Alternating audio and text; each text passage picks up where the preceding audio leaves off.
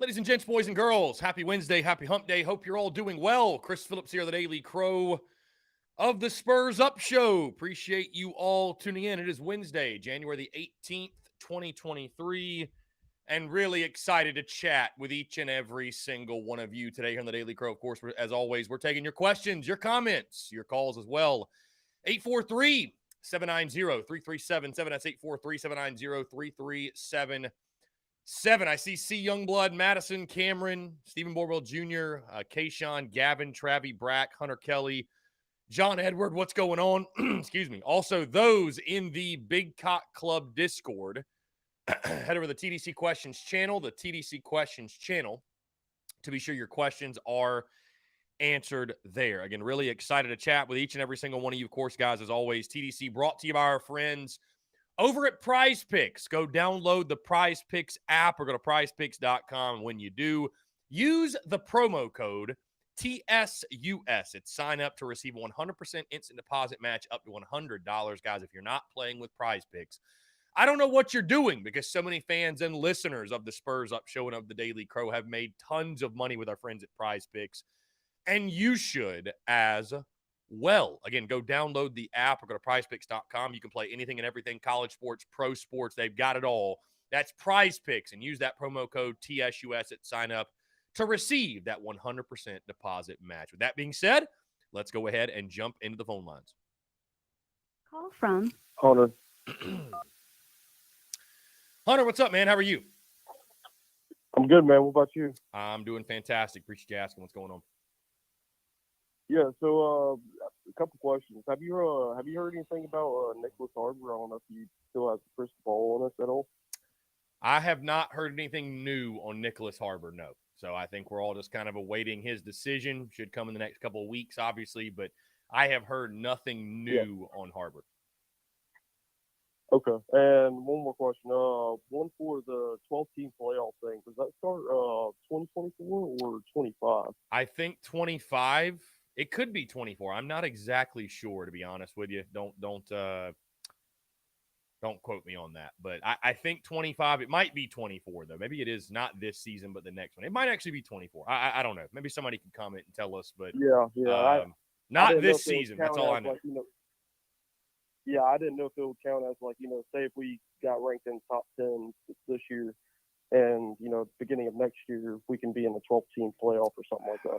I'm not sure how that works. Okay, per a comment, it is 2025, and no, it'd have to be what we do this season will have no impact on our playoff standing or chances or anything. So, yeah, unfortunately, that's not the case, because, there's a lot of people that think maybe we could win 10 games and be close to jumping into a 12-team playoff. But anyways, yeah, for sure. Yeah, nothing we do this season will impact it.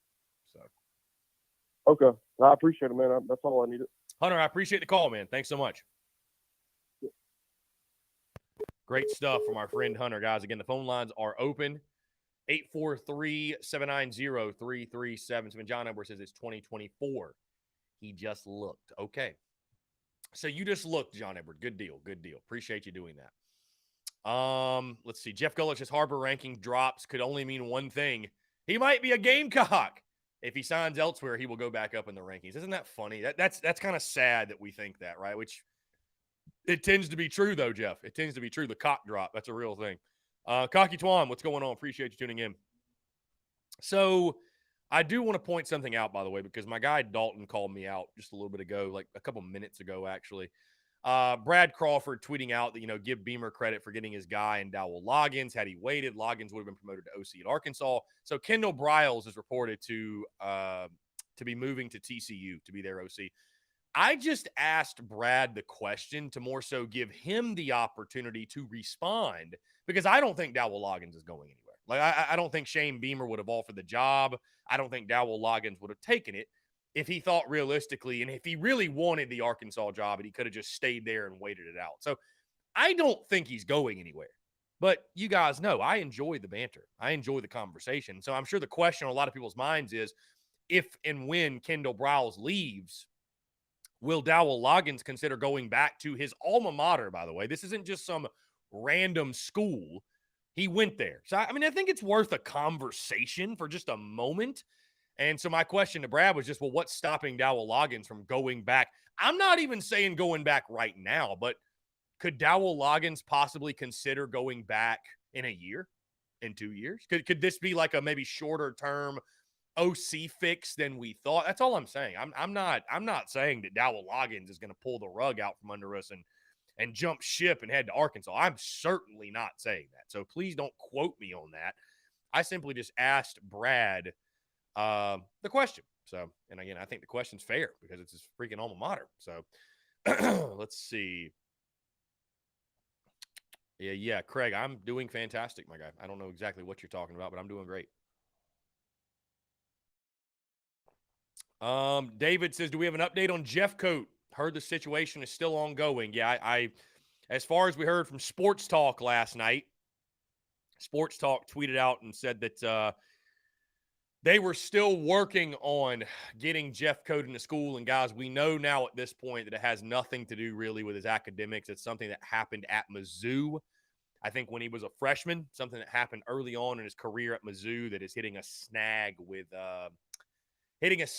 admissions or hitting a snag with the clearing, whatever. So, it's going to be a real shame. I mean, I guess today we're going to know, right? Because the cutoff was today. So if he's not in, or if he can't, I don't know. I don't have the answers right now. We'll have JC Sherbert, of course, on the show tomorrow, guys. That also, by the way, I forgot to update you. No Mark Ryan today. Mark Ryan is out with an illness. He's not even on his show this week. I think he said he tested negative for COVID, but he's down and out, lost his voice, has a fever, what have you. So unfortunately, we have no Mark Ryan today. So I'm disappointed. I know you're disappointed. Was really looking forward to, but obviously the number one concern is that we hope Mark is okay. And from what I've been told, I heard that it's going around right now. You guys can tell me. I've had a couple people reach out to me. They got family members and friends and all that are sick, and that some of that stuff's going around right now. So be sure to take care of yourself. One of my favorite. I talk a lot about perspective and gratitude, and not to shift gears too much, but one of my favorite things is that a healthy person wants 10,000 things, and a sick person just wants one thing, right? So count your blessings, right? If you're healthy and happy and all that. But anyways, yes.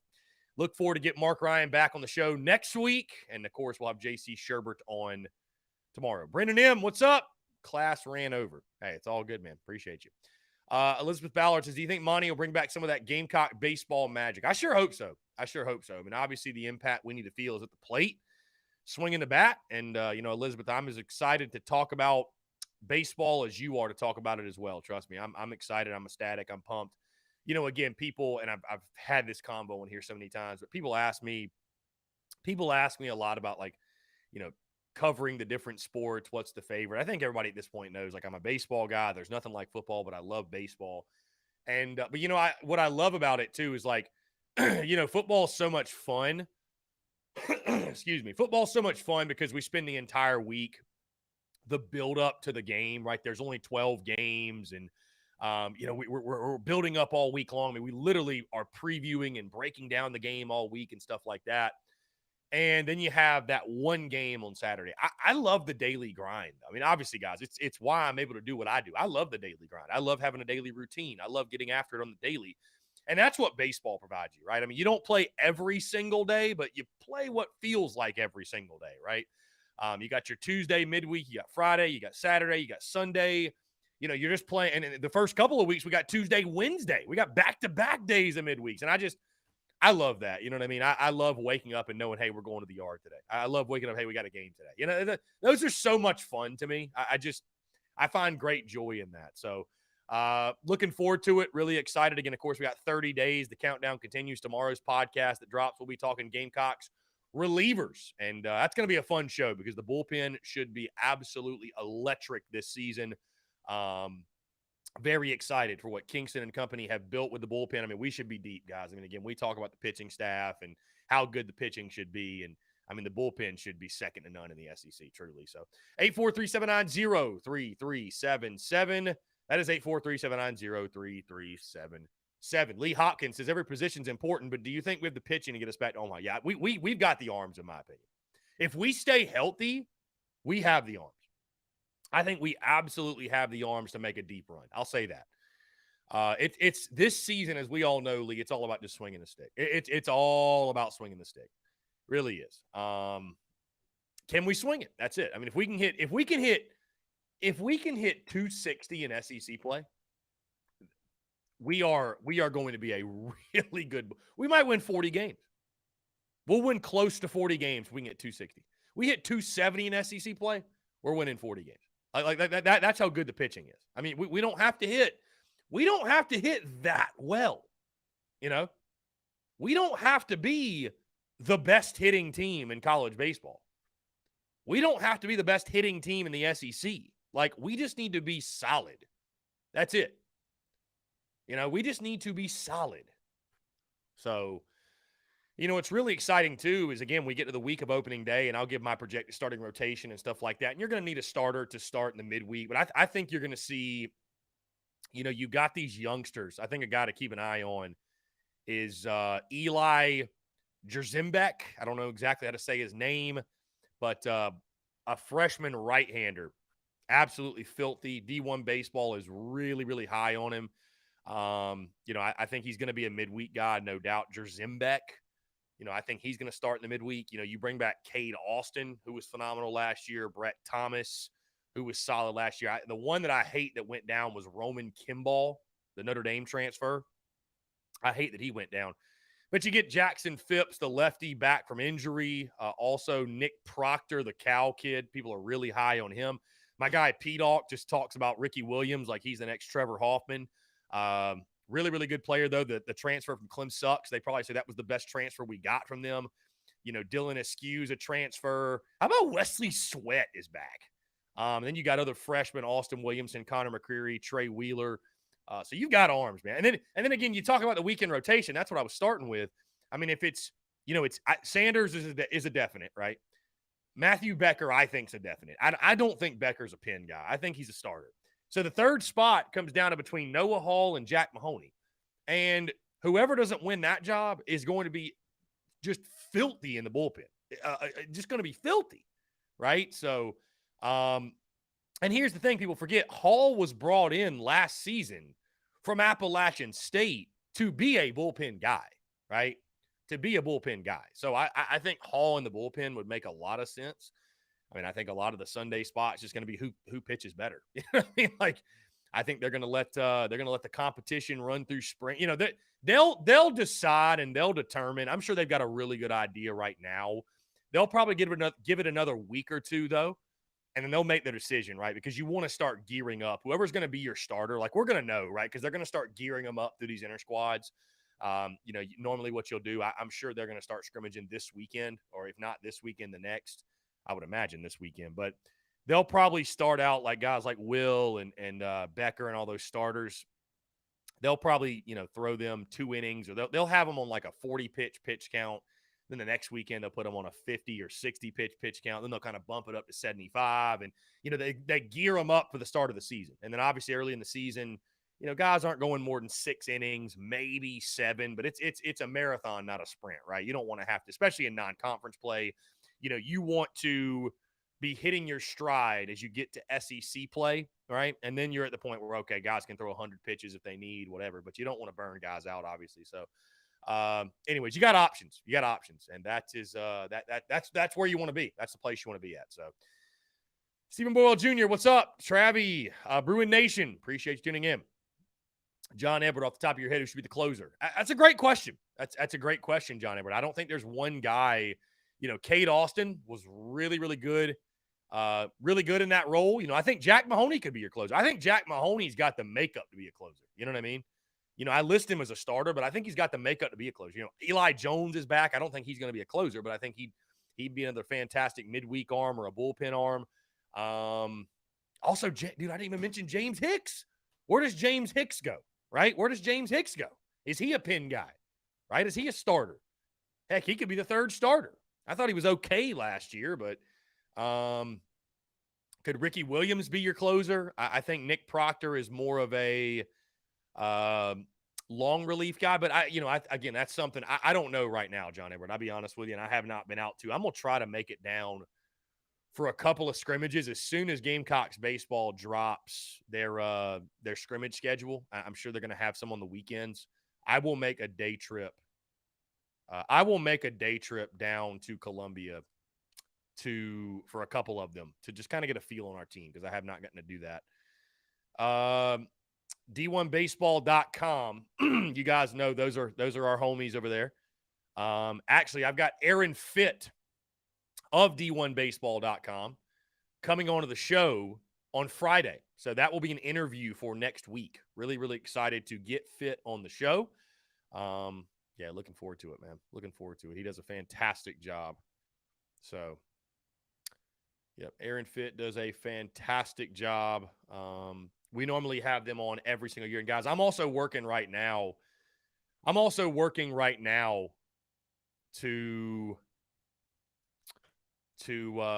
get on some special guests throughout the baseball season. So the way that we did football, it's not going to be daily. Of course, we got Mark on Wednesday, JC Sherbert on Thursdays. I'd like to have a baseball specific guest. A baseball specific guest on the show weekly. I really would like to do that. I think that provide a lot of value. Whether it be a former player, whether it be a baseball personality of some sort, right?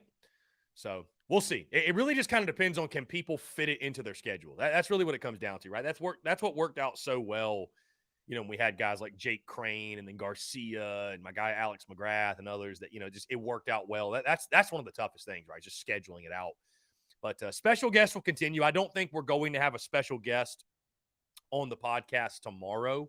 I don't believe that we will. But, guys, we will pick that up and really hit the ground running starting next week. We had some scheduling issues with some guys that we were trying to get on this week.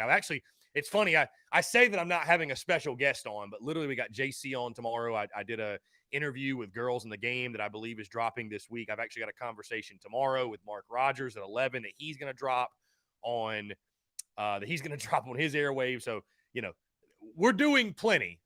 Just have not lined up a guest for the pod tomorrow, which it's interesting. The special guest, I feel like having the guest on TDC has kind of filled the role of, you know what I'm saying? Like the special guest on the podcast. So I don't know, I don't know. Anyways, 843-790-3377, guys. Really appreciate you all tuning in. Again, that's 843-790-3377. Basketball. Do we want to even mention basketball? Last night, another tough one. Really, really tough game. I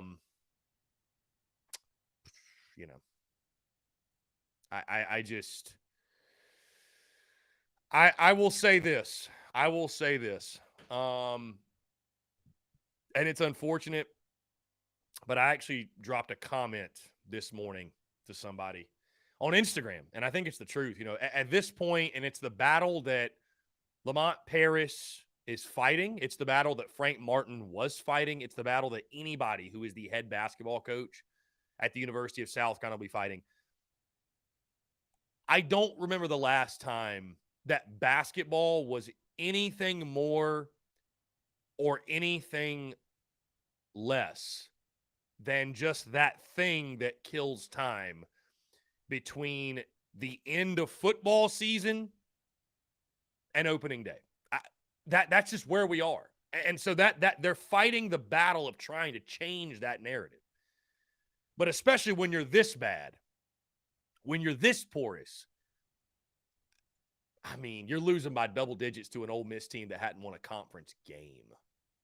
You're going to be an underdog in every game. Yeah, look, I don't know.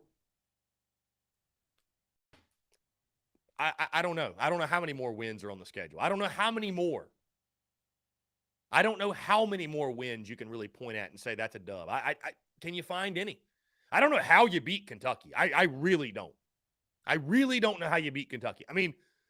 This team's only chance at winning is Michi's got to be insanely hot. Gigi's got to play out of his mind, and Hayden Brown's got to play well. Like if those and Lamont Paris said it.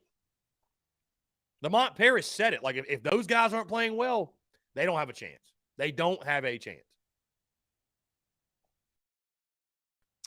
I Dig Music says, honestly, I watch this, not the podcast, but I do like hearing the snippets. I dig music. I don't take that, that's fine. You know what I'm saying? That's I don't take that personally at all. And also too, you guys know, and I'm sure you know this, I Dig Music, that the Daily Crow is available via our podcast feed. It's interesting because I could probably get away, and I've said this many times, I could get away with just doing this and like cutting out the podcast. You know what I mean? But here's one of the reasons why I wouldn't want to do that, right? Because like I think about football season or even baseball season. Anytime people look forward to the podcast dropping Monday morning, like the reaction and all that. And so I'm just like, I don't want to cut that out. You know what I mean? Like I don't want to make people wait until noon. I don't want to make people wait until 3:00 in the afternoon Monday until a podcast hits the airwaves. So, but it's so funny. I've got people that will tune into this and they don't even realize we have like a podcast that's something different, something separate. It's just kind of funny how that works out. But either way, whether you tune into the podcast, TDC, whatever, hey, I just appreciate that you're tuned in and you're locked in and you're engaging in our content. That's I've always believed in hitting, as many different sectors as you can, right? As many different forms of content as you can, because people consume things in different ways. People like things different ways, stuff like that. So anyways, let's Jimmy Clark, happy Wednesday to you. Rebecca, what's going on? I feel like it's been a while, Rebecca. Hope you've been doing well. I feel like it's been a while. Let's see. Elizabeth Ballard says she wants to see more small ball and not swing for the fences. Well, I think that is that's just a baseball issue, Elizabeth. I don't think you're going to all of a sudden see us be a small ball team. I think we're going to be a well-rounded team this year. We need to be a well-rounded team. But if you look at some of the, we're going to have more left-handed bats in the lineup this year than we've had in quite a while, which is a good thing. I mean, there's no reason why we should not have a lefty-heavy lineup. When you think about our ballpark and where we play, I mean, it's a launching pad for left-handed hitters. Dude, if Justin Smoke played at Founders Park, I mean, Sarge Fry was a launching pad also. But if he played at Founders Park with that wind that blows out to right field, dude, it would have been with the old bats. Oh my God. Good Lord. I mean, dude, how many bombs would Justin Smoke have hit with the old bats in Founders Park? Good God. Anyways, Rebecca says she's got COVID. Rebecca, we're praying for you, Rebecca. My goodness. See, it's going around. It's not just Mark Ryan. It's not just Mark Ryan. How about that? How about that? Rebecca, we're praying for you. Make sure you rest up. Take care of yourself. Cayman Lights, Imani Lee is going to be great to have on staff. I was thinking about how dope it'd be to have a Monty Lee jersey. Just get a Lee jersey. No, I'm excited that Monty's back. I'm excited that Monty's home. Yeah, so very excited. Let's see. D1 Baseball. So here we go. How about this? D1Baseball.com dropped their 2023 SEC Player of the Year watch list. On that list, some very, some names that we're very familiar with. But one of the names is a Gamecock. And I tend to think that Enrique Bradfield Jr. probably wins it. Or Dylan Cruz. How about this? There's 2 Gamecocks on here. Good Lord. Is there a third? Let's see. There's a lot of guys on this list. This is for, he's got 3 Gamecocks on here. He's got Braylon Wimmer. And again, it's a long list, but Braylon Wimmer. He's got Braylon Wimmer, Caleb Denny, right? There's a lot of you like, who the heck's Caleb Denny? So Denny started his career at Arkansas in 2019. He transferred to Oral Roberts, where he hit .302 over 3 seasons. Set career high marks in just about every offensive category in 2022. Hit 11 homers, 57 ribby last year for Oral Roberts. So Caleb Denny going to be a guy in the outfield we lean on. And then Gavin Casas, Vandy transfer, right? big body lefty. Again, this is going to be one of our, I think he's probably going to be our 3 or 4 hole guy. So yeah, I mean, that's the thing, guys, with this team, this baseball team, there's going to be a few, like I said, there's going to be a few in the lineup that you recognize, like the Wimmers and the Braswells and maybe the Kevin Maddens or what have you, the Lee Croys, the Hornet. There's going to be a lot of guys, though, in the lineup that, I mean, heck, that I don't even know. I mean, they loaded up on transfers. I mean, they absolutely loaded up on transfers. And yes, Coleman, we got some good play. I mean, we really got some good sticks out of the transfer portal. We did. The transfer portal is working in baseball, too. Believe that. The transfer portal is working in baseball. Now, I don't think they've got the crazy NIL stuff going on. I don't think they've got all that going on, but you know, we're able to. And, you know, I would say this, though, that I have no problem really with the transfer portal in baseball because this is just like JUCO. That's all this is. It's just taking the place of JUCO, right? And, I mean, it's probably hurting the JUCOs more than anything because now guys, they don't really have to go JUCO because they can just transfer after a year and hit the portal, right? So, I mean, the only reason you'd probably go JUCO is if you feel like you can develop more at that level and then transfer to a D1, or you want to get drafted after 1 year or 2 years or whatever. But yeah, I mean, the game, and you think about it too, man. Like you look at the Ray Tanner teams. I mean, they recruited well, but they also hammered JUCO. They hammered JUCO. Some of the best players in Gamecocks baseball history are JUCO guys, right? So, but also a lot of those guys are in-state kids that you kept home, and you know that's the thing that I hope Monty Lee. I hope that's the thing that the biggest impact he makes is with in-state recruiting, right? Like I mean, you know, I know a lot of people are like, you know, I'm just so ready for Kingston to get out. Kingston sucks. And at this point right now, I don't disagree with you. I really want to see them have a good year because I love Monty Lee being on staff. You know, he's got great relationships across the state of South Carolina. You know, he can help us with recruiting.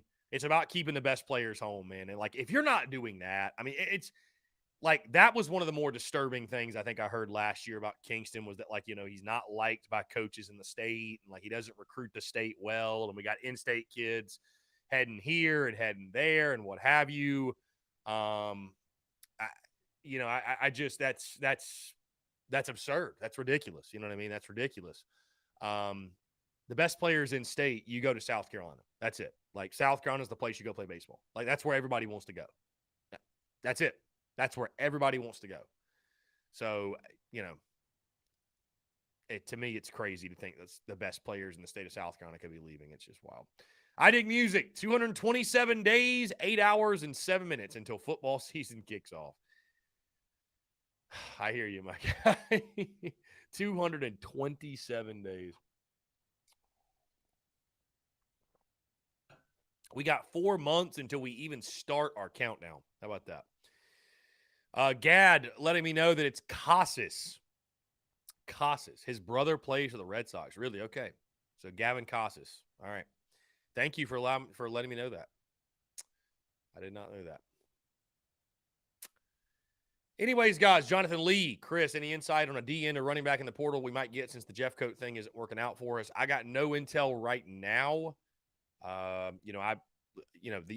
portal closes tomorrow, I believe, or the midnight tonight or something like that. So, yeah, if we're going to do it. We got to do it now. If we're going to do it, we got to do it now. And I'm sure the portal obviously will open back up. I don't know exactly like the periods and how it works, but yeah. So, but it's unfortunate. It's unfortunate with the Jeff Coat thing. I mean, he's there's some issues with his past. I believe that some issues with his past at Mizzou that are unfortunately keeping him. They're unfortunately keeping him from, coming to South Carolina. So it is what it is, and just keep it moving. So,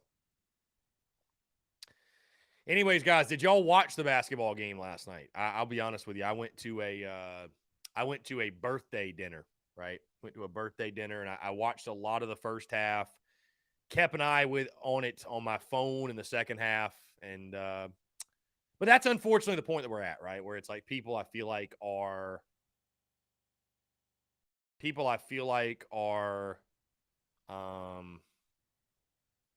you know, just kind of tuning it out.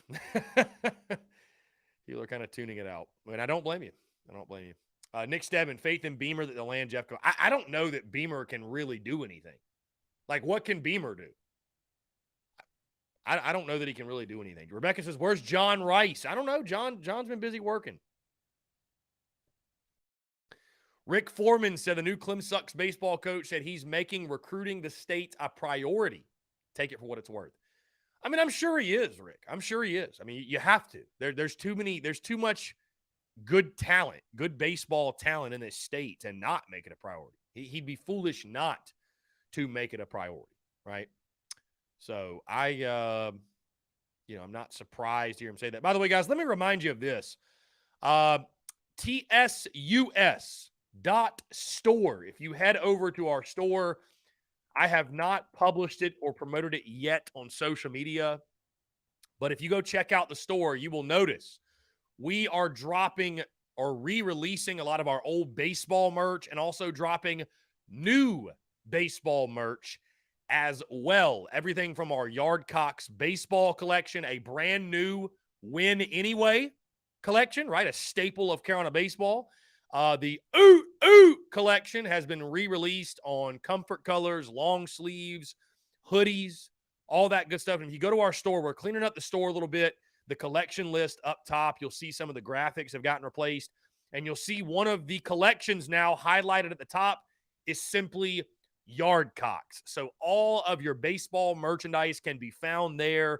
Like I've told you guys, I feel like our Yardcocks baseball merch especially is some of the most slept on merch that we've ever created. So if you go check it out there, we're also, if you go there right now, you will see the Rowdy Roosters collection is still up. I'm going to be redoing and updating a brand new Rowdy Roosters line because I it doesn't look bad, but I just feel like we can do a little bit better job with the Rowdy Roosters logo, something that's a little bit more aesthetically pleasing, something you can kind of tell what it is a little bit better. Anyways, though, we're going to do that. Also, we are going to re-release the Road to Omaha merchandise on long sleeves, comfort colors, hoodies, all that good stuff. So, yeah, just stay tuned for that. TSUS.store, though. Brand new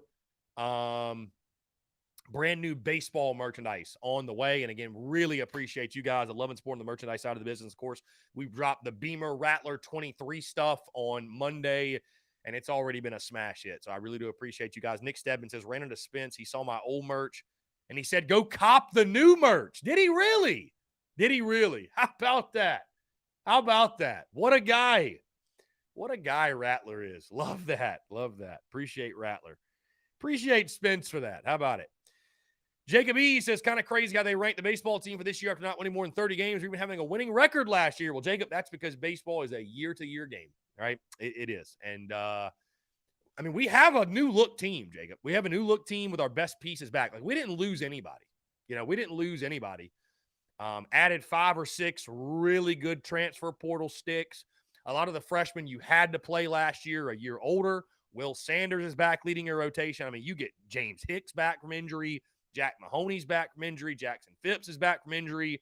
And basically everybody returns. So, there's a lot of reason to be optimistic. There's a lot of reason to be excited. And listen, those guys know baseball, right? They watch every single team. They go to all these fall and it's not a guarantee, right? Because baseball's so hard to predict. It's so hard to predict. But those guys watch this in the fall and they see some of the guys we brought in from the portal, and there's talent on this team. There's no question. There's talent. There was talent on the team last year. Right? So, but I think they're excited for it. I think we have reason to be excited. So, Hu Yin Chang says, Monty Lee was Clem Sucks' Will Muschamp. A protege from Ray Tanner and a rival did the perfect screw job on them. I'm really surprised that Monty Lee did not succeed there. I really am.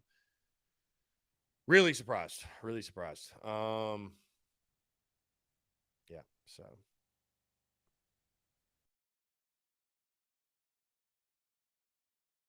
Anyways, guys, 843-790-3377. That's 843-790-3377.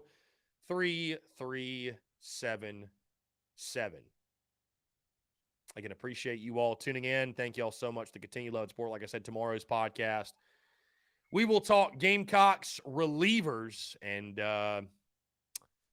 we'll touch on a little basketball. I mean, I'll be honest with you, probably not a ton. Probably not a ton. Probably not a ton. Let's see. I'm just curious now. Who does Clem Sucks? Does Clem Sucks have any? See, guys, I mean, that's, again, if I had to describe it to you, what, like, I love baseball to the point that, like, I will watch other teams play. Like, I will watch Clem Sucks play. I will watch Clem Sucks play. They've got Binghamton for 3, Charlotte in the Midwest. That's a good game. I mean, hey, we know about Charlotte, don't we? Whooped our ass. UCF for 3. That could be a really interesting non-conference series. Then USC Upstate. Then they've got us.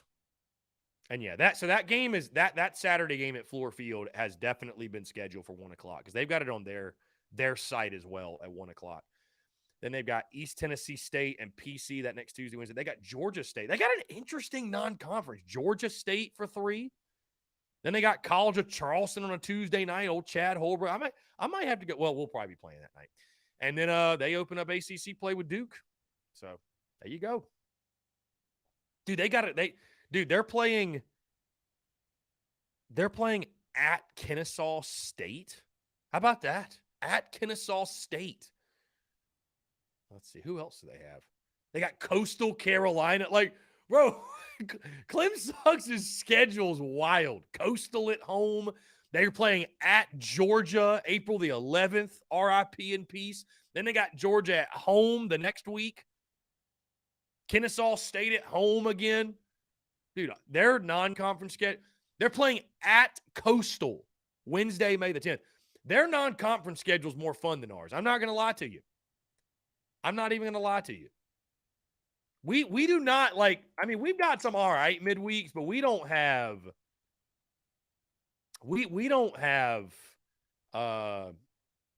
those type of midweeks. I'm not trying to, like, drool over Clem Sucks' schedule, but, like, those are some fun midweek games. Those are some fun midweek games. So, Elizabeth Ballard says, I wore my Yardcock shirt last week. Love that. Thank you, Elizabeth. I mean, let's compare that to our non-conference or our midweek schedule. Winthrop, Queens, North Carolina A&T. We got the Citadel, USC Upstate at Fluor Field, Presbyterian. Okay, so we do play at Charlotte. So we play Charlotte at Truist Field in Charlotte, North Carolina. Okay, so Charlotte's a cool one at Truist Field. At the Citadel, which we owe them I almost said a bad word. We owe them a butt whooping. That's for sure after last year. We got UNC in Charlotte at Truist Field. Okay, that's a normal thing. USC Upstate, Charleston Southern, at Winthrop and Rock Hill. I'm sure John Edwards is going to be at that one, at Winthrop and Rock Hill. North Florida, Charlotte and Columbia, so we play them twice. And that's it. See, we don't have the cool non-cons, though. Like, Clemson's got some, like, wild, just random non-conference games. They got some wild midweeks. We don't have the cool midweeks this year for some reason. I don't know. I mean, I'm not, we play some decent ones, but nothing, Kennesaw State, Coastal, C of C. Like, dude, C of C would be fun. I'd love to see Coach Holbert, but it's not happening. So, oh, well. Anyways, let's see. Andrew Murphy, fun fact. Justin Smoke and Matt Wieters were on the same high school team, Stratford. Yes. How would you like to pitch against that lineup? Yeah, it'd be a lot of fun, man. I'll tell you guys about a story about when I pitched about against some Gamecock guys on the side of the break. We are going to jump into a quick break. On the other side, I want to continue to hear from you more of your questions, your comments, your calls, and more. You're tuned in to the Daily Crow.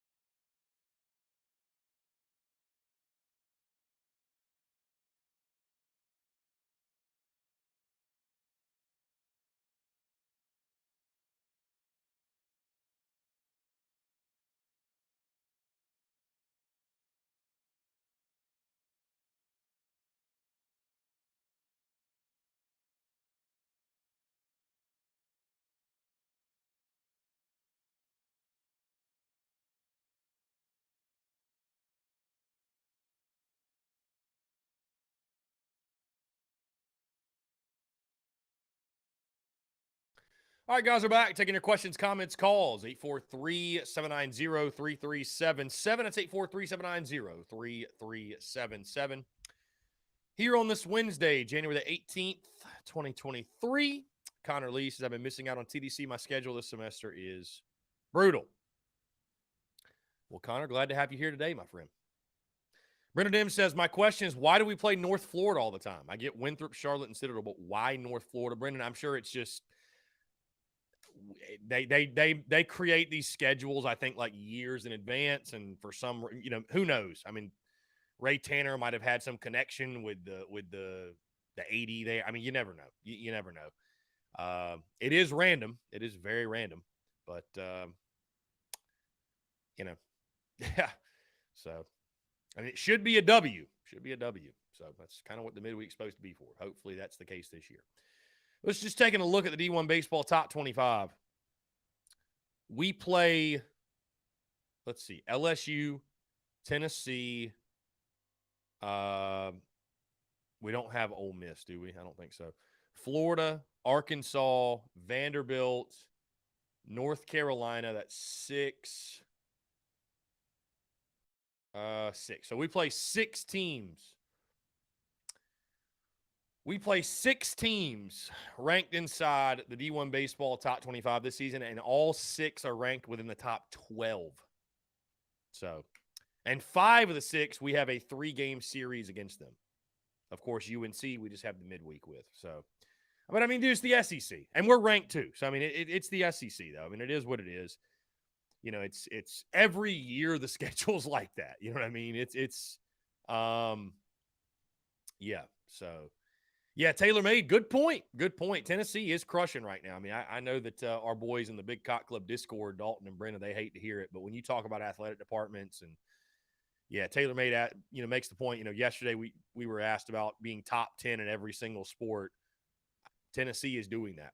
I mean, they're crushing in football. Baseball's elite. Basketball's killing it.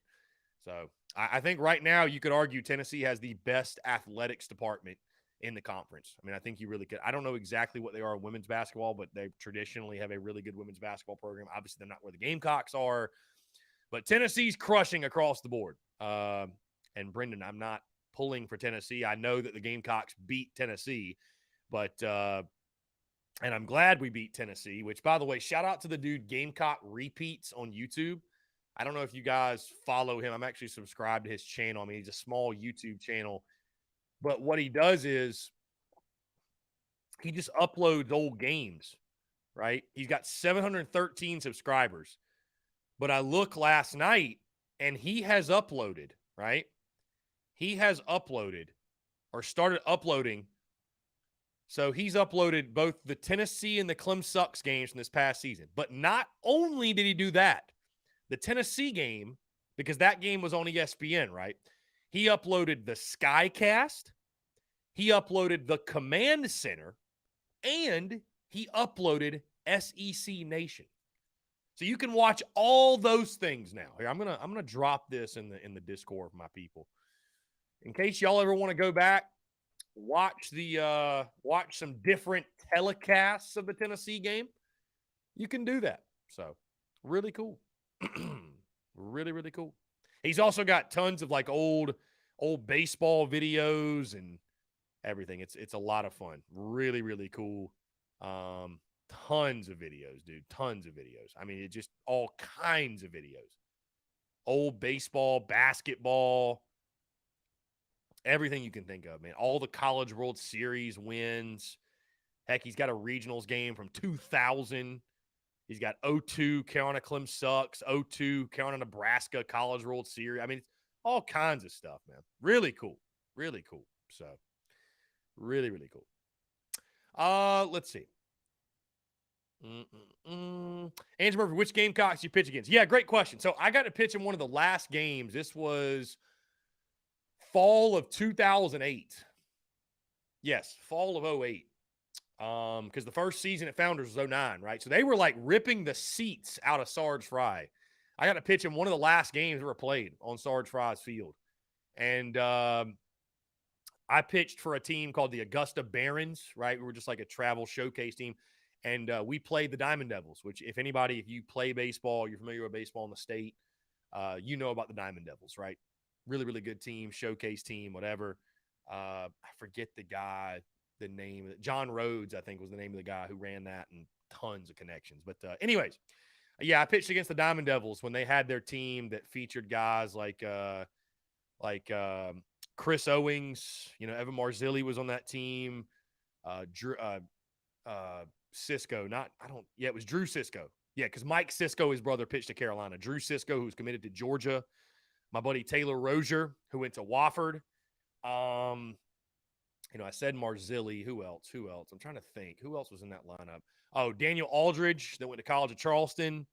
So some really, really good players. I think 8 of the 9 guys were going D1, and a couple of them were going to Carolina, obviously, like I said, Marzilli and a couple of others too. So yeah, it was a lot of fun. But pitching, dude, that was incredible, man. Like pitching on Sarge Fry Field, and I pitched really well. We lost the game 2-1, but I only gave up 3 hits. 2 of them were to Chris Owings.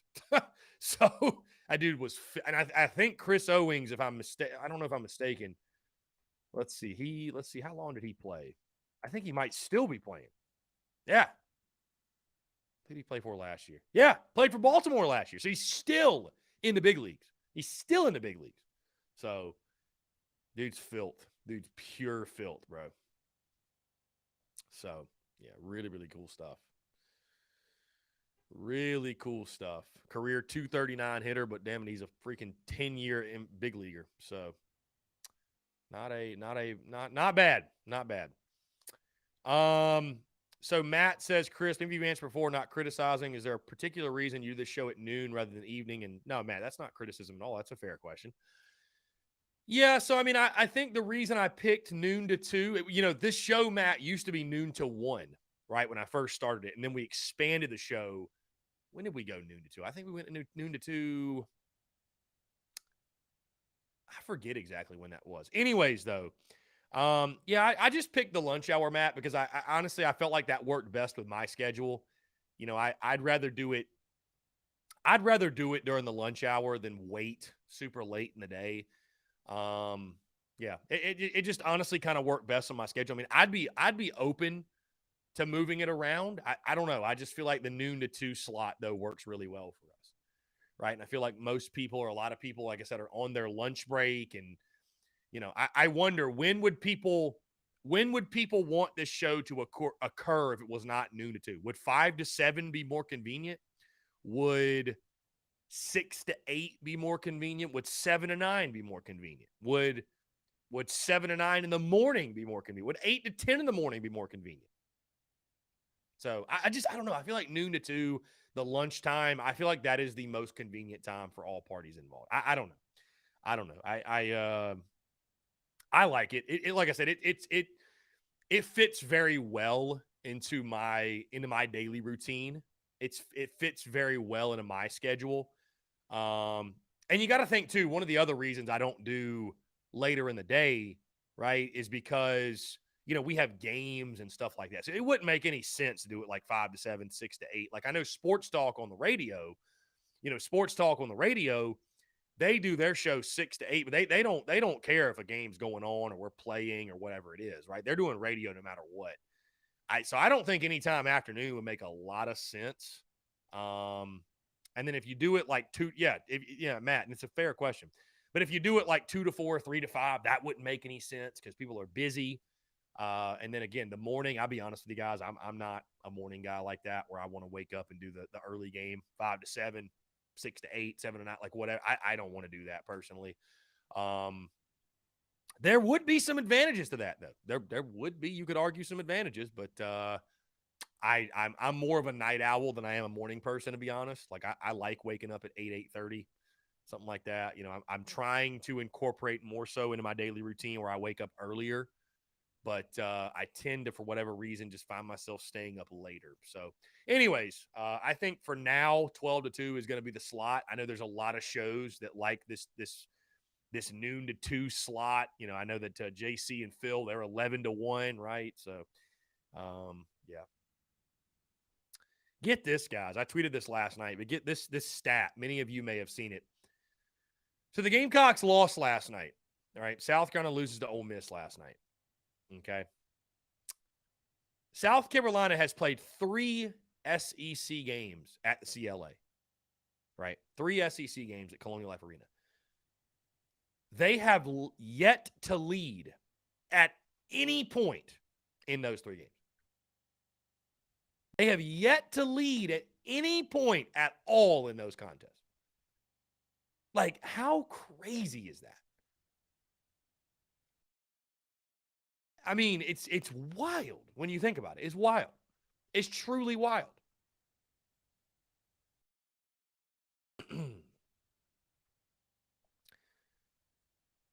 It's truly wild. Anyways. Guys, again, 843-790-3377. Very excited, man. Very excited for the baseball season to get going. Very excited for it.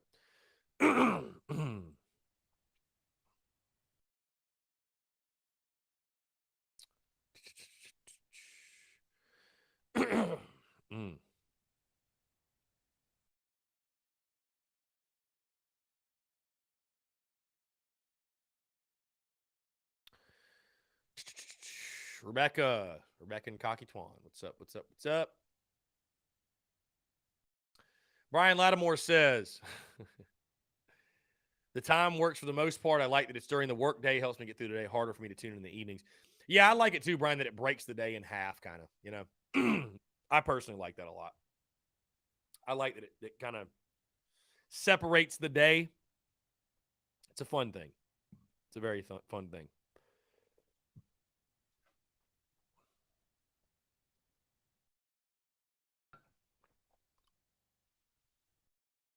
Connor Lee says, if it ain't broke, don't fix it. I mean, I hear you. I do like to look at content in different ways, though, and try different things. So, all right, let's jump to the phone lines here. Call from King. What's going on, man? How are you?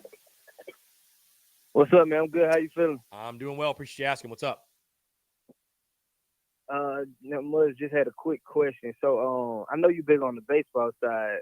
So, question is, Stone Blanton already with the baseball team now, or would he be, or is it like a certain time where he would go with the baseball team? Yeah, I have not seen anything, my friend. I don't see him on the roster or anything, so I don't know. I don't know. I don't know what the plan is there. He could have changed his mind. They could have changed their mind. I have no idea, but I don't think anybody's asked Beamer.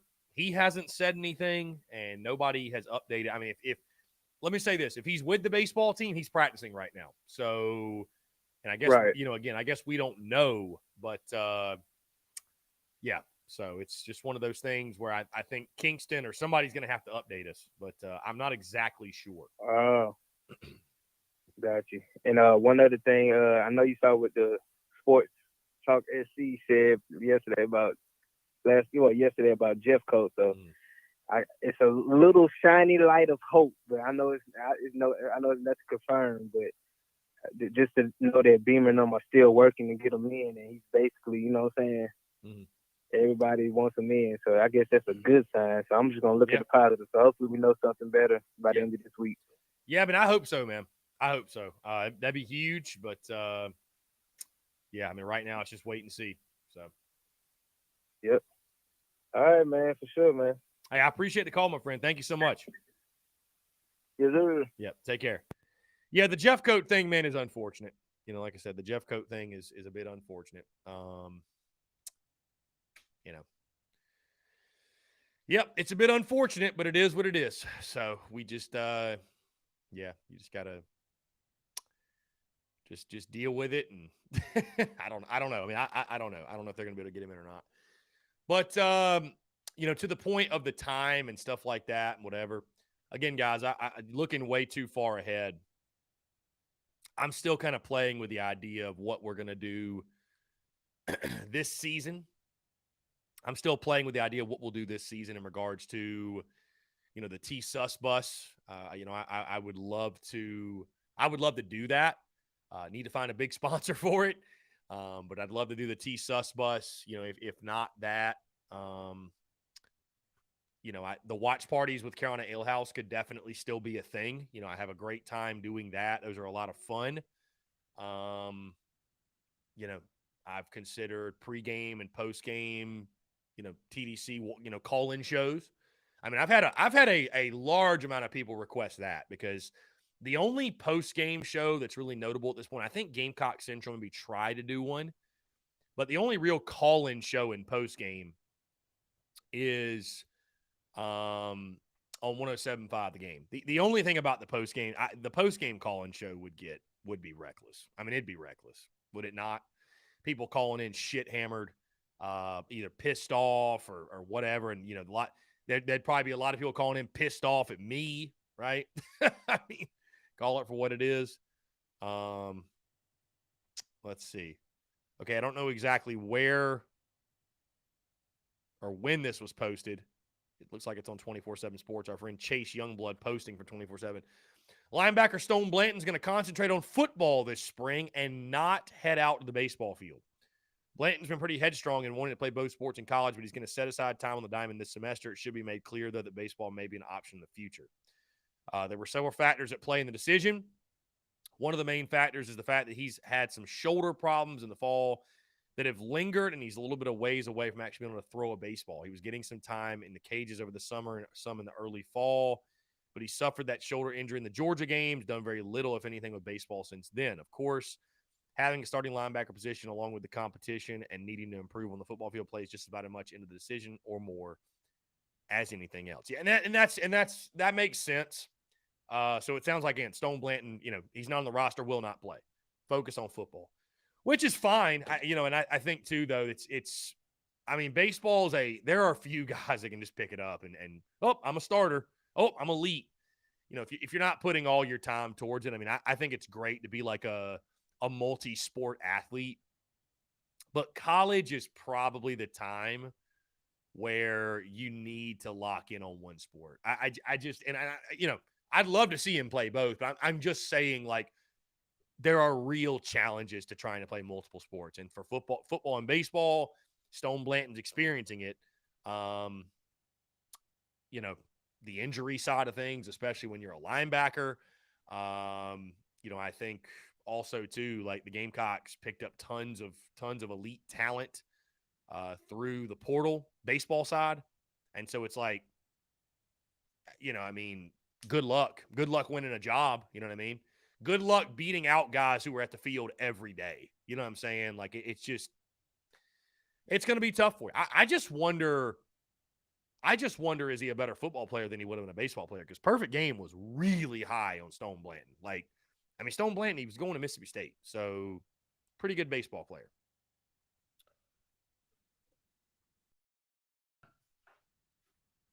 Yeah, Will, the content would be electric, no doubt.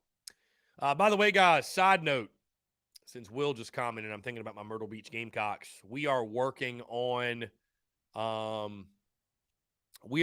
setting the dates for our spring tour. The only location we will not hit is Augusta, Georgia. That's the only one we won't go to. I apologize to all my CSRA Gamecocks, but I'll be honest with you. When I've gone there, y'all have not really turned up like I hoped. I don't know if y'all are scared of the Georgia folks or what it is, but the CSRA Gamecocks have not turned up and showed out like it's been okay. It's been an okay turnout, but not great. So if you're a CSRA Gamecock, you want to see us, come out to Harbison and Columbia. That'll be your best shot. But we will be downtown Greenville, Woodruff Road, Fort Mill, Somerville, Myrtle, and Columbia. So going to be a really good time. As soon as we lock in those dates, I will let you guys know. We will make the announcement. And really excited for it, man. I'm really pumped. I just love getting around the state and meeting you guys and hanging out. And, again, it's a really good time. It's a really, really good time. And I would have been down to do Augusta. Let me just put it that way. I would have been down to do Augusta, right? I really would have. But Carolina Ale House said, let's leave Augusta off the list. So that's what we're doing. Is what it is. But Greenville always turns up for us. It's crazy. Greenville's normally the most well-attended. So Austin Gregory, CSRA Gamecock here. Just too many Georgia fans to even have a good time in Augusta. If you went to downtown Aiken, right across the river, it'd be a much better overall experience. The problem is, Austin, Ale House doesn't have a location in Aiken. I would agree with you. I think Aiken will be a lot of Gamecocks. Yeah. Austin, I need to go visit Van and Beth. They've actually offered to allow me to go out there and see Sir Big Spur and see the, where he lives and stuff like that. I need to do that. No doubt. But yeah, I mean, listen, I got a lot of love for my hometown, but I will say it is a very, like, I would not call North Augusta a Gamecock town. I think it's very, very much, mixed between Gamecocks, Clemson, and Georgia. A lot of Georgia people. And I think that's, and especially the Ale House in Augusta. Augusta's Georgia heavy, man. It's especially with how good Georgia is. Yeah, and then people jumping on the Clem Sucks bandwagon, right? Because of how good they've been over the last couple of years. But yeah, Austin, I'm from North Augusta. Yeah, born and raised right off exit 1. So born and raised, went to North Augusta High School, all that good stuff. But again, yeah, I mean, even the guys I went to high school with, all my buddies in high school, a lot of them were Clemson fans. A lot of them were. There were just we went to school with a lot of Clemson fans, right? So, yeah, but anyways, I was class of 09, North Augusta. So, anyways, guys, 843-790-3377. Appreciate you all tuning in again last night. Another rough night at the CLA. And again, it's unfortunate, but the battle that Lamont Paris is fighting, the battle that Frank Martin fought, and the battle that anybody who is the head coach of the Gamecocks men's basketball program fights is that men's basketball is just now viewed. It's simply that thing that we do, that we partake in, whether we want to or not. It's that thing we partake in and that entertains us and really kills time between the end of football season and opening day. Prove me wrong. I mean, that's how it feels, at least. And I don't love that feeling, but that's the reality of it. So, and especially this season, when you are as bad as you are. So I don't know, man. I mean, that's what I'm glad I was thinking about this last night. The decision that I made to change up the podcast from Monday, Wednesday, Friday to Monday, Thursday. Well, one of the reasons I did that was because I was like, it is pointless when we have TDC. It is pointless for me to stay up, or not stay up, but it's pointless for me to record a podcast on a Tuesday night, like 9 o'clock or 10 o'clock, and stay up late doing that for a basketball game that, dude, people don't even care about. Like, really, truly, you know what I mean? Like, I'm so glad that I'm not doing that. That is such an inefficient way to utilize my time. Such an inefficient way.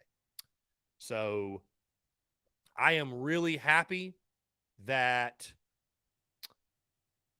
I made that decision. Really happy I made that decision. And yeah.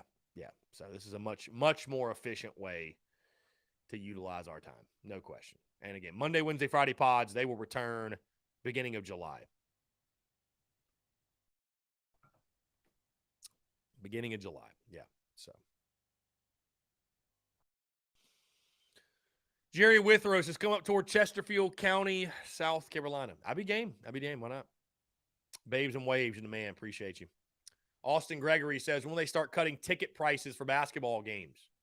I was going to go this weekend to the Auburn game, but knowing the outcome, I can't pay $50 to watch a beatdown of that magnitude. Well, Brendan M. and Dalton are going if you want to join them. They're gluttons for punishment. Chase says you better call in sick whenever the Somerville game is. Oh my! I hear you, man. Watching a football game, watching any Gamecocks at Somerville, no go, absolute no go. Like, unless we're playing literally like Furman or something, no go. So, anyways, guys, like I said, the spring tour, I will update you all. The spring tour, I'll update you on the dates, when that's happening, locations, stuff like that. So, also the women's team plays tomorrow. I don't know who we play. Let's see. The women take on Vanderbilt in Nashville tomorrow night. I'm sure that will be a beatdown. And then we take on Sunday Missouri. No, excuse me. Arkansas. The We Back Pat game. It's a 3 o'clock tip on ESPN2. So, nationally televised.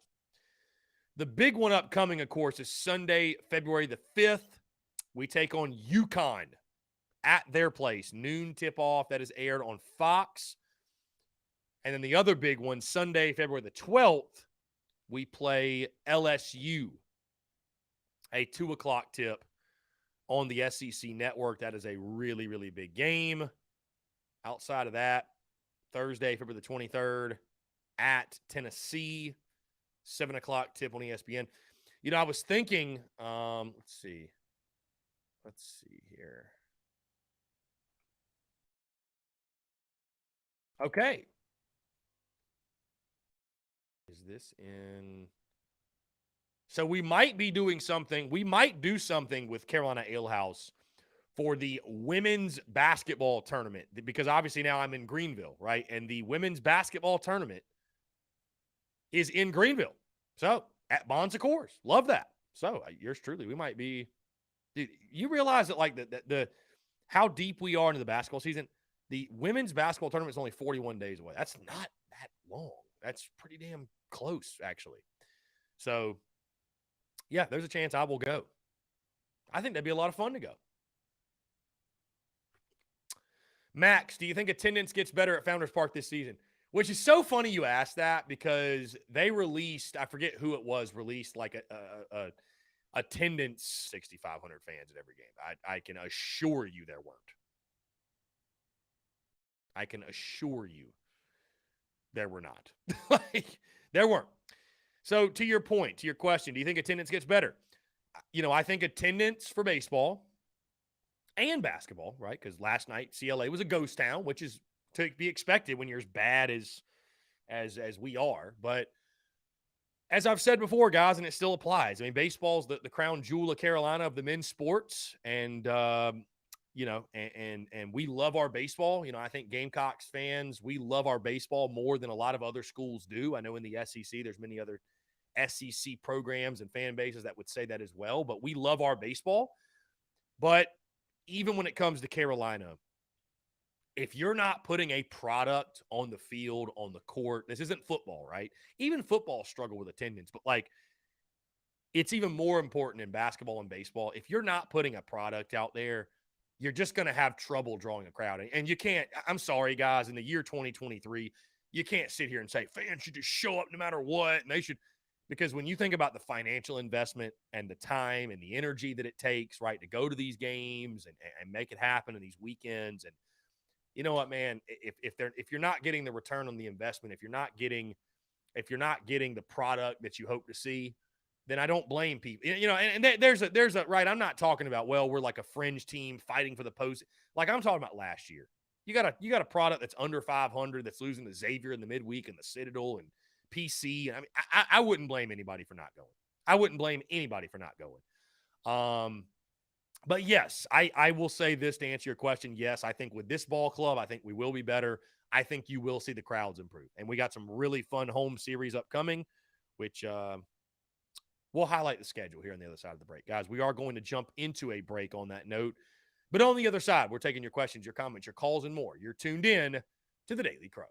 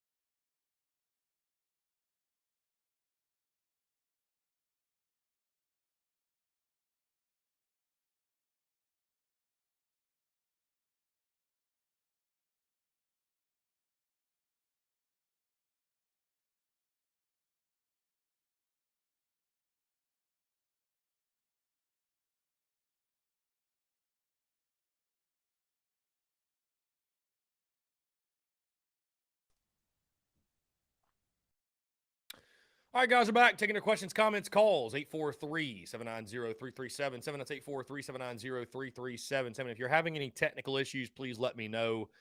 Got some folks in the Big Cock Club Discord said our feed was freezing up a little bit. So if it's still acting up, please let me know. Yeah. Never know what hackers might be infiltrating the feed. So DGD, what's up, man? How are you? How's it feel to be a national champion? Congratulations. All right, let's jump straight to the phone lines here. Call from Well, Chris. Will, what's up, man? How are you? Good. How about you? It's nice weather today. I'm itching for baseball. Yeah, it's beautiful, man. Yeah, I'm itching for it as well, man. I'm kind of in the golf kick also, but yeah, springtime's upon us, man. It's creeping up. I'm ready for it. Yeah, I'm worried though. Like, so as much as optimism I have for our baseball team, like, you know, pitching, I'm not really worried about. I did have a question for you. The Notre Dame pitcher, I forgot his name off the top of my head. For some reason, I remember him getting hurt. Yeah. Last year. Is he good to go this year? No, so yeah, Roman Kimball. That's who you're talking about. He got hurt during the fall. He had to have Tommy John, so he's out this season. Yeah, see, and that's what I thought, because I was arguing with my brother about it the other day, and he was like, "Oh no, he's good to go." No, so I'm right. Yeah, Kimball's out for the year. Yeah, because he was supposed to compete for a starting job. Although I'm not super worried about it, because like you said before, we got a really deep pitching staff. Yeah. Hopefully, as long as people stay healthy, we seem to battle in every men's sport. Yeah. But anyway, in hitting is what also I'm worrying about a little bit. If we can hit the ball, like you said, we're going to do just fine. I hope Kingston changes his coaching philosophy though, because when we're sitting, you know, I feel like he always pulled pitchers out like an inning or two late, or, you know, move people around. Like, it was just always odd to me. Am I the only one thinking that? Yeah, I mean, there's been some questionable moves. You know, I think a lot of it last year. You know, Justin Parker is your pitching coach. Obviously, came from Indiana, and everybody I've talked to has spoken really highly on him. But you know, last year I think a lot of the questionable moves came because of the injuries and the shuffling that had to take place, and you know, the freshmen you were inserting in roles that they probably weren't ready to be in. So, I mean, you're right. You know, staying healthy is a big piece of it, and you know, unfortunately, it's one of those things in baseball, especially, man, where, I mean, you got to take care of arms. There's no doubt. And if you're not doing that, I don't know how you could even be a pitching coach at this level. But a lot of that's just luck, man. I mean, it's if a guy's elbow pops, there's not a whole lot you can do. You know what I mean? There's not a whole lot you can do. We need the baseball guys to smile on us a little bit and stay healthy. But you know, that I think if that happens, you know, and you're not affected by injuries, and you know, I think that should help some of the decision making, right? That should help. But I mean, it's always a risk. It's always a risk when you're taking guys out, putting guys in. If it works, you look like a genius. If it doesn't, you're questioned. You know what I mean? It's just part of the game. So. Well, what gives me optimism for this year is, like we talked about, yeah, we had some bad losses last year, but I was also at games like Ole Miss where we beat them, and, you know, Texas and all those, and Vanderbilt. We've beaten the best of the best, so there's no reason, you know, we just need consistency. And I think with the depth that we're getting this year, and like the thing that gives me hope about Kingston is, like you said before, we're not just sitting around like, oh, I hope the same thing works. No, we actually went and got guys. We've changed our roster, and so that gives me a lot of hope about this year. And with this easier non-conference, you know, hopefully we can build some of the confidence and get the bats rolling. But if we're not hitting the ball when it comes to SEC play, then I'm going to be worried, and I'm going to be probably calling for Kingston's head at that point. Yeah, I mean, there's no reason that we should be. Yeah, no, I was going to say King's on the hot seat, no doubt. And I'd agree with you. We need to tear up non-conference pitching. There's no excuse. I mean, you look at our non-conference schedule.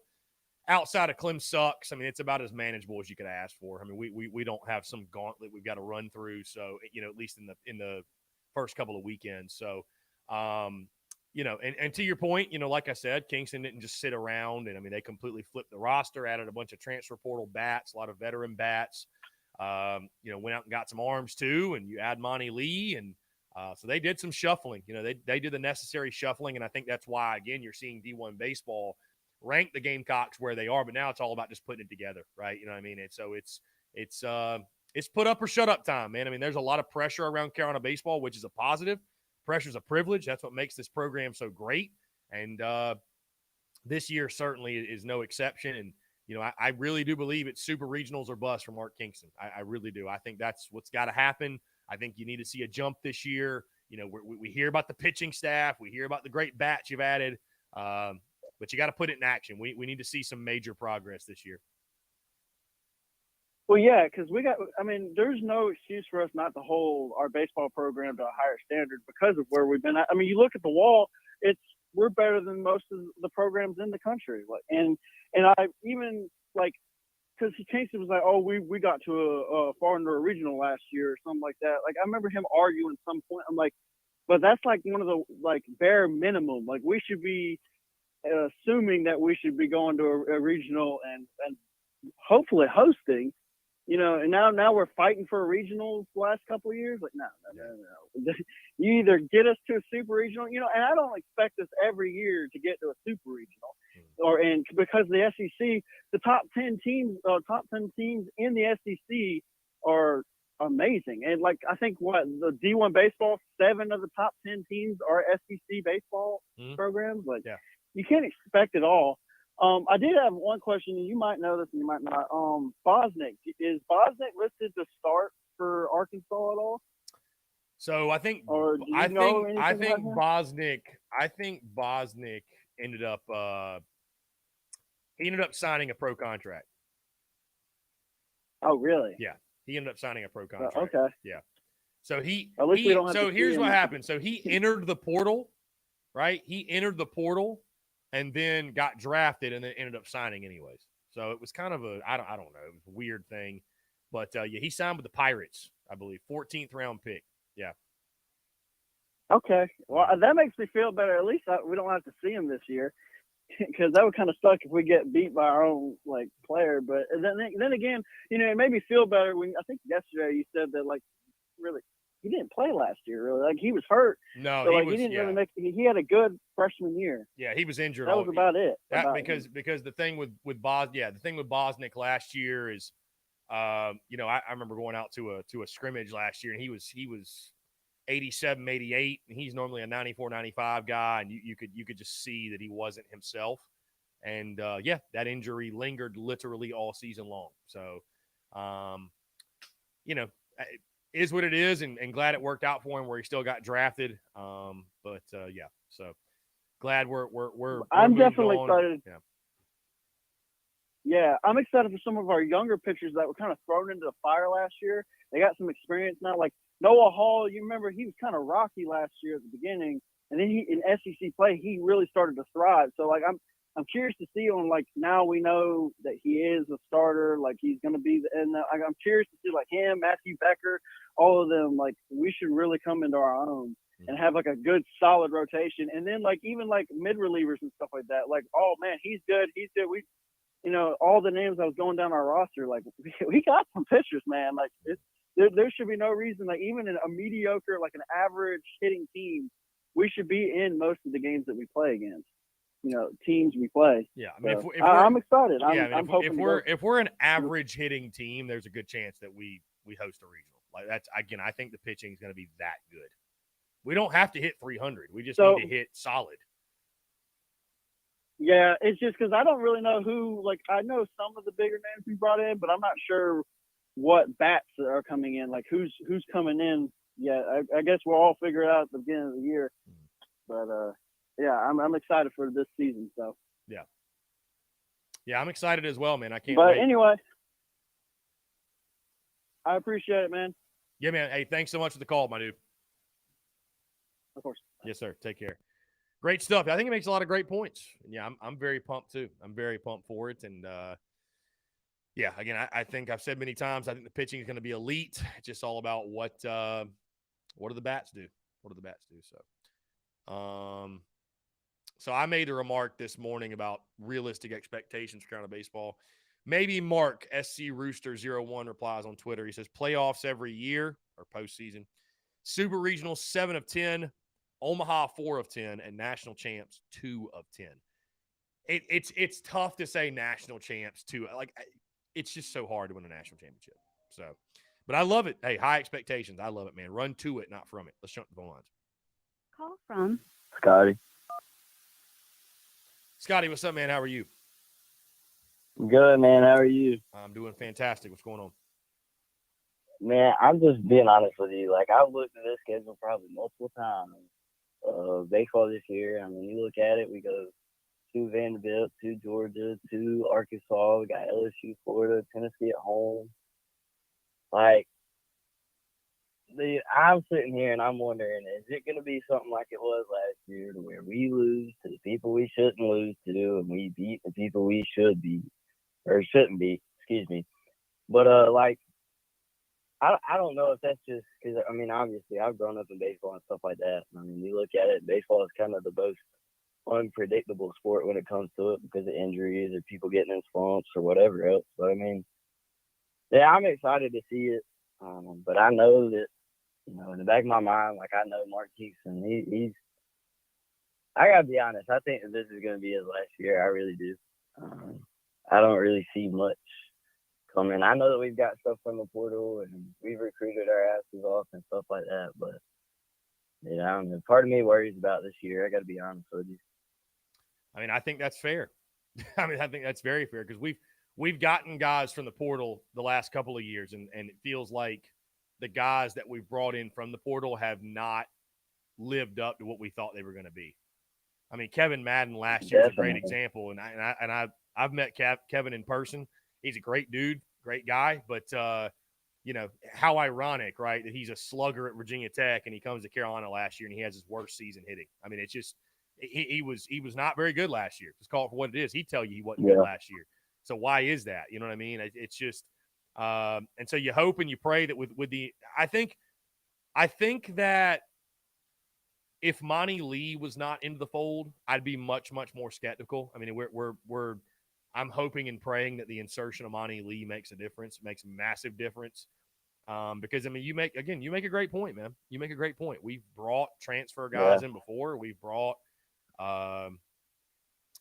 we've brought big sticks in before from different schools, and it just hadn't worked out. So, the pitching will be there. We feel safe saying the pitching will be there as long as there's no injuries or very limited injuries. The pitching will be there, but I'm not going to blame anybody for being skeptical in regards to, this team and can they swing it? And there's enough evidence there over the last couple of years that says no. Like, even when we were good, quote unquote good, even when we were good in 2021, we were not a great hitting team. We lived and died by the home run. So, I mean, there's not a whole lot of evidence that says that we are going to swing it very well this year. There's really not, unfortunately. And I mean, that's where, and that's where I think, like, I would like to see, more small ball kick in, squeezes, steals, bunts more often. I mean, baseball's gotten away from that, but I still think that's your strong suit when it comes to baseball. You get people on base, you move them around. I don't want to sit here personally and live and die by a long ball. I mean, that's like a basketball team sitting there and living and dying by the three. If you're off one night, you're going to lose. I don't want to be that team. I don't want to be that school. If our pitching is going to be that type, of level of good, no matter what it is, like, we've got to have some offensive efficiency to keep up with how good our pitching is going to be. And I sit there and I look at, how we brought in Monty Lee, and honestly, that part kind of scares me a little bit too, just because, what he did, in Death Valley, like, the later years it seems like the worse that they fail. Yeah. So, I mean, maybe just that experience comes in and helps out and stuff like that. But, I mean, you look at Scott Wingo being there, dude, he's been in as a player at the same school. Now he's doing it as a coach. I think it is an unbelievable story. He comes in there and really trends this up in the right direction where we used to be. That's kind of my mindset and, what I would like to see. And like I said, I'm a still strong believer in small ball. I really want to see that work out. And, I mean, I know that you pitch. So, I mean, you could probably attest to, people doing it, when you were pitching as far as small ball rather than just living and dying by the long ball. Yeah. So, I mean, I'm excited, but I am very optimistic, and I'm a little worried. Yeah. Well, I mean, and here's the thing again, it's baseball, I think, is let me see if I'm going to, I think it's almost like the easiest sport to be optimistic about in the sense because it's so random, right? Like it's It is. because everybody in the SEC has talent. You know, some obviously have more talent than others, but you know, at South Carolina, we have enough talent. Like if we get hot, we can have a great year, you know, but it's also like you mentioned, like if we're in what feels like a year-long slump, we can have a terrible year like last year and it can snowball. So I'm optimistic as well. You know, I'm you know, there are real concerns, and I don't blame anybody for coming in this season with kind of conservative expectations. But, you know, I think this is the year, man, where, again, there's just really no gray area. And I thought, you know, I thought there was enough last year to move off of Mark Kingston. There was enough. Bottom line, there was enough.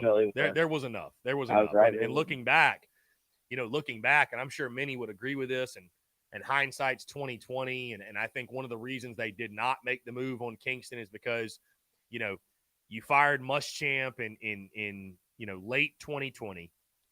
Then you fired Frank Martin start of 2022. The last thing you want to do is fire a third coach, right? A third coach within a 2-year span, less than 2 years. But looking back, hindsight 2020, I would have much rather gotten rid of Kingston than Frank Martin. And I mean, look at it this way: you get rid of Muschamp, you bring in Beamer, you're on the up scale. You get rid of Martin, you bring in I can't remember his name, Lamont but Paris. Yeah, basketball's a little different in my opinion, just because of recruiting standpoint and where we've not been on that level. But I think when he gets his guys in there, basketball's going to trend on an upper scale. So now looking at it,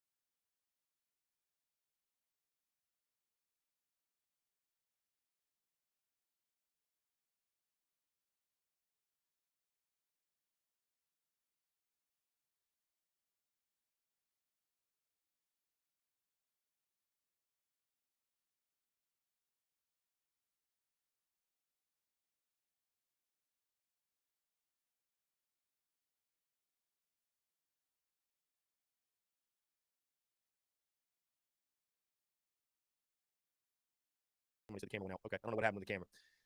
Sorry about that. Anyways, yes, we're back on. We're back live. I know the camera went out. That's probably what everybody's commenting right now. Anyways, you know, it doesn't necessarily work this way. It doesn't necessarily work this way. But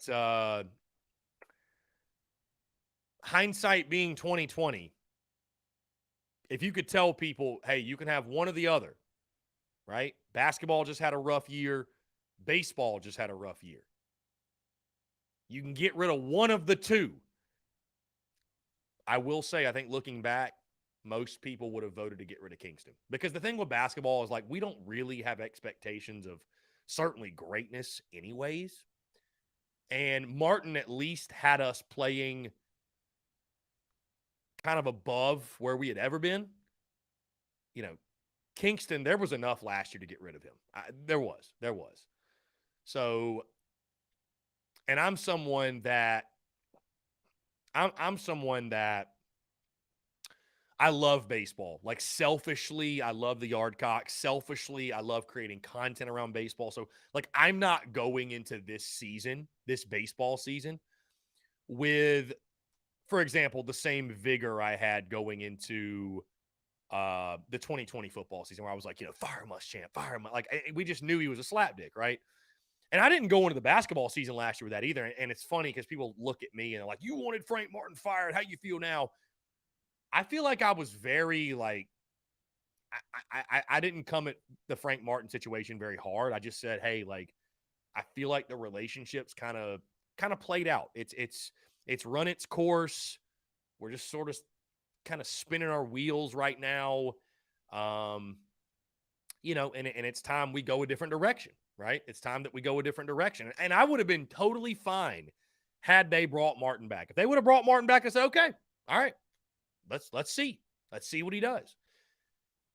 And looking back, I'll say this because, you know, having Jamie Shaw on the podcast of On 3, having Jamie Shaw, and I would argue there's few that followed the recruitment of G.G. Jackson closer than Jamie Shaw did. But having Jamie Shaw on the show and hearing about the G.G. Jackson recruitment and the fact that G.G. Jackson would have come to South Carolina. He was always going to be a Gamecock. He would have come to South Carolina had Frank Martin been the head coach. And so I will say this, and I don't know that I've ever gone on record and said this, but looking back, because guys, again, I would have been fine had they brought him back. I thought that the relationship would run its course, but I would have been fine if they brought him back, especially if you would have factored in, okay, the entire roster you had last year would return and GG will be added. I think it would have made a lot of sense to bring Frank Martin back. I also respected the fact that they said, you know what? We've given you a decade. It hasn't worked out. We're going a different direction. I respected that. But as we sit here today, would I have liked to have seen that roster last year with Jermaine Couisnard, Keyshawn Bryant, Devin Carter, and then you add in G.G. Jackson, Wilton Levesque, some others that transferred out as well? I would have liked to have seen it. I would have liked to have seen what that team looked like, to be honest with you. And, you know, again, hindsight's 2020, and it's all hypotheticals now, and everybody's kind of dispersed and gone their own way. But, you know, it would have been interesting nonetheless. So, but they made the decision, and I was fine with it, and I respect it, right? But I would have been open to a return. I don't know if people misunderstood that. I would have been open if they wanted to bring him back, especially, again, if you could have said, okay, we're going to have this stacked roster. You know, and I'm not going to say that would have solved all problems, right? He might have returned after this year, and then we'd have been sitting in the same spot and, you know, had to fire him anyways. But, you know, it's just all part of ripping the Band-Aid off, man. It's all part of moving forward, and change is uncomfortable and it needed to be done. But, you know, this season, what we are experiencing is you know, just something you got to go through. And I'll say this because I see Brian Lattimore saying problem is we would have maybe had one good year than what? What did we do after Final Four run? Listen, Brian, I think you're right. I think you're spot on. Right? I mean, I literally went on record, Brian. You know this. I went on record at this, like, a year ago to the date. I was saying, okay, it's time to move on from Frank Martin. Absolutely. So, I mean, I'm right there with you. You know what I mean? I'm right there with you.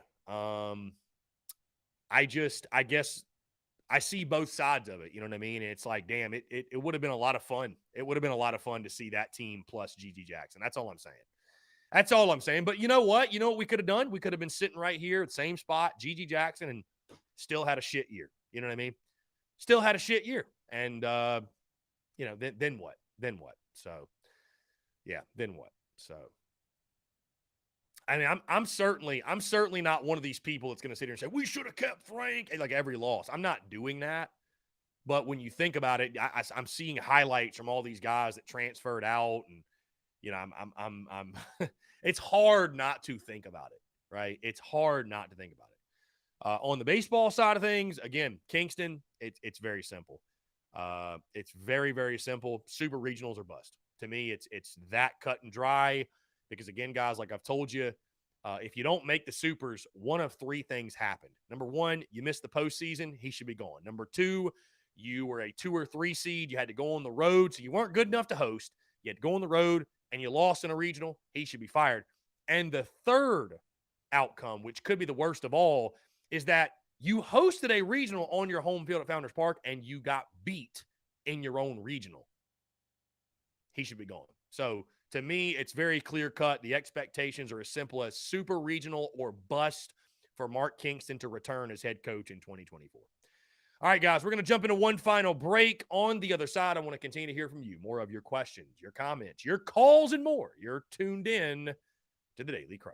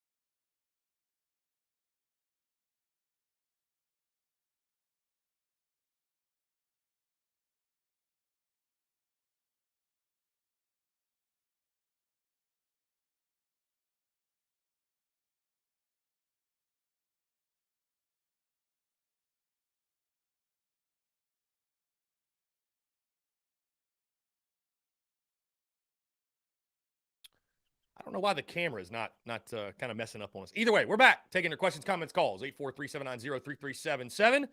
That is 843-790-3377 here on this Wednesday, January the 18th. It truly is a beautiful day outside, by the way. Might go hit the golf ball around a little bit today after we record tomorrow's pod. Either way, want to hear from you. Again, final 10 minutes or so. Bruin Nation says it was time for Frank to go. No matter if he was here or not, they still would have went 17-19 wins and missed the tournament, and he would have still talked about the Final Four. You know, I mean, to your point, Bruin Nation, I mean, there's nothing that says we wouldn't have just done the same thing. I mean, you make a great point. So it's not as simple as, well, we just take last year's team and just plug in Gigi and all is fixed. I mean, you're right.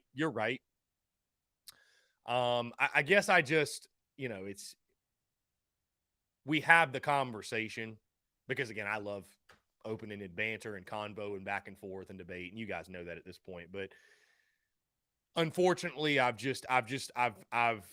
in my lifetime of doing the Spurs Up show, right, of running my business and creating content, and I've got to be honest, I've never cared less about basketball than I do right now. I've never cared less. I mean, it's just, you know, and I hate to say that, but I'll be open and honest with you. I'm not going to sit here and pretend like, I mean, y'all know at this point. Y'all know me. Y'all know at this point. You know, let's see. Wow. Get this. So the Jalen Rashada kid that got out of his NLI, his letter of intent deal with Florida. On 3 recruits, this is Rogue Knoll. I don't know who this is. Okay, never mind. That's not a real. I don't know if this is real or not, to be honest with you. But this is just a tweet. It says, per the Rashada camp, they collected enough upfront money from both Miami and Florida collectives that NIL is no longer a major emphasis on the decision-making at this point. Hence, the visit to Colorado. God, bro. Yeah, Florida got straight up duped, bro. Florida got played, man, which, I mean, I don't feel bad for them. How about this? A.D. Mitchell, Georgia wide receiver, has entered the transfer portal. I'm surprised we haven't had anybody enter the portal today. Like, I'm actually kind of – is anybody else surprised at that? Like, I think we've got a quarterback or two that I'd be kind of surprised if they don't enter the portal. I mean, I'm not telling them to do so, but I'm just a little surprised. I don't know. I'm a little surprised. Anyways. Justin Martin says, Chris, I don't trust the Board of Trustees and Ray Tanner baseball hires. I would love to see a new AD.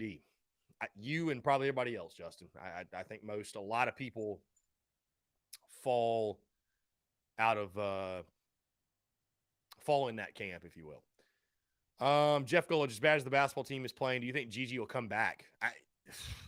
You know, I've been saying forever, Jeff, that I think Gigi's a one and done.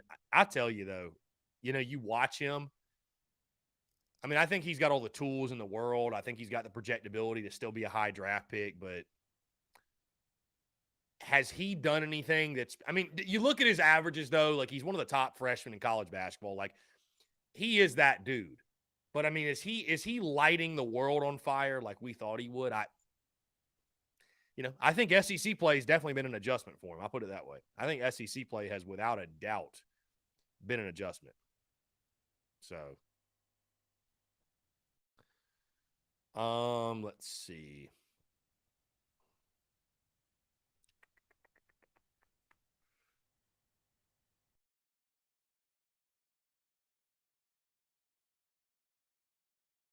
Jacob E. says the whole Jalen Rashada thing is everything that is wrong about NIL. Yeah, I mean, dude, I just say this, though. Like, again, man, like, you play stupid games, you win stupid prizes. If you're willing to give a quarterback a 17-year-old $10 million, you played yourself. I mean, you did. You played yourself. You're a fool. You're the fool. Not him. You are. So, and I'm not going to sit here and pretend like, what kind of promises do they make, Big Wash? Educate me. Let me learn something, because I don't know all the details of this thing. I don't know all the details. I only know about the Florida side, that they're jaded, they're pissed off. What Big Wash? What happened? Can anybody inform me what happened on the Jaden Rashada thing? I don't know all the details. I don't know all the details.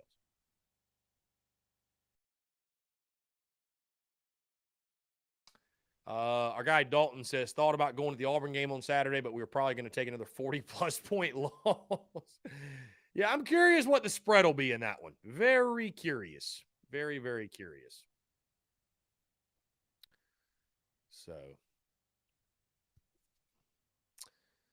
Tua's younger brother returning to Maryland for his senior season. Interesting.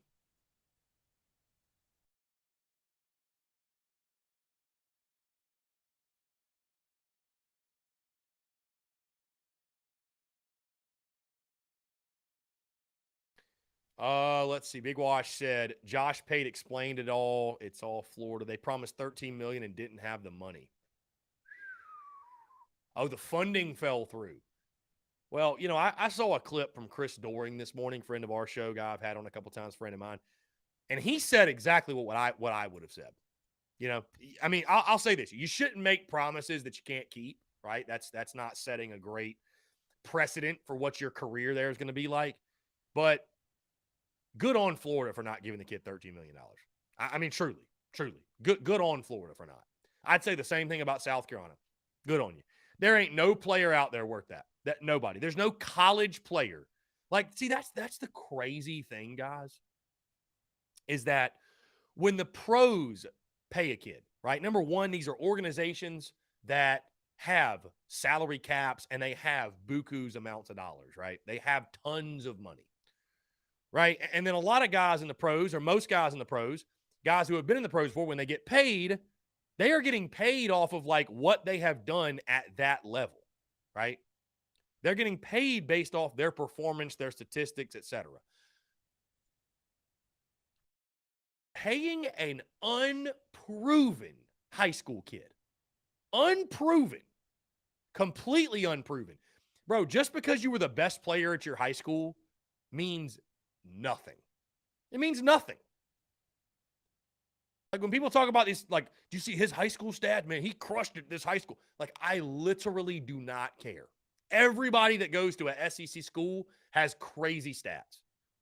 Everybody that's a 4 or 5 star, crushed. They were the best player at their high school. They were the best player in their county. They were probably one of the best players in their state. Who gives a damn? It doesn't mean you're worth $10 million. It don't mean you're worth $5 million. It's just crazy, dude. It is crazy. And the market will correct itself, no doubt. The market will correct itself. People will stop blindly investing money and making dumb business decisions. They will. It will stop. It will cease. It will fix itself. I really, truly believe that. Now, do we need regulations? Do we need people that are much smarter and higher up than I am to make these decisions? Absolutely we do. But again, I speak from the business owner vantage point. NIL is a great tool. It is a great opportunity for business owners to give back, to make an impact, to positively impact those student athletes that sacrifice their blood, sweat, and tears into the university and a program they love so much. NIL is not for people to just blindly give away their money in hopes their team might win 1 or 2 more games that fall. NIL is not to put 17, 18, 19, 20-year-olds on a payroll. It's not. That's not what it's for. I refuse to be a part of it, this money funneling thing. It's like I've told you guys before. At what point does win by any means necessary become too much? At what point does it become ridiculous? At what point does it become not worth it? Winning is fun. Winning is great. We all want South Carolina to win. Every SEC fan base wants their team to win. But at what cost? At what cost is it worth it? At what cost does it become ridiculous? And with that being said, guys, we'll go ahead and wrap things up. We've hit 2 o'clock. Appreciate you all tuning in. Thank you all so much, guys. Check out TDC in podcast form. If you miss anything on the show today, it will drop at 3 o'clock. The podcast form of the show drops every single day at 3 o'clock on our podcast feed, iTunes, Spotify, Stitcher, Google Podcasts, wherever you get your podcasts. Outside of that, guys, again, appreciate y'all tuning in. Thank y'all so much. Have a great rest of your Wednesday, and we will talk to you all tomorrow.